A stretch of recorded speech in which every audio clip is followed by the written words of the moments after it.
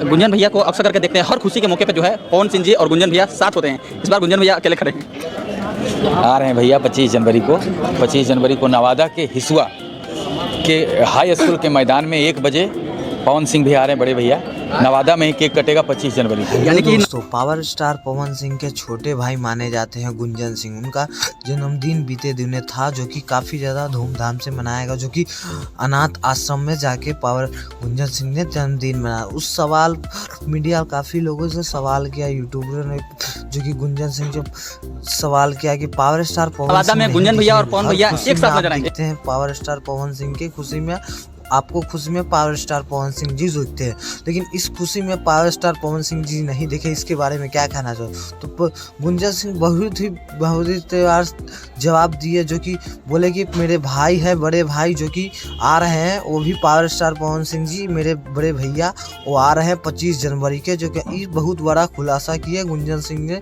कि 25 जनवरी के power star Pawan Singh आप लोग के बीच में आ रहे हैं और उसी दिन केक काटेंगे दोनों भाई मिलके। तो कैसा लगा वीडियो कमेंट करो जरूर बताइए, और इस वीडियो को ज़्यादा से ज़्यादा शेयर करिए। पावर स्टार पवन सिंह के फैन हैं और गुंजन सिंह के फैन हैं, दोनों मिलकर और शेयर करिए। और फिर मिलते हैं नेक्स्ट वीडियो में बड़े धमाके के साथ। Tata bye bye, love you guys, फिर मिलते हैं।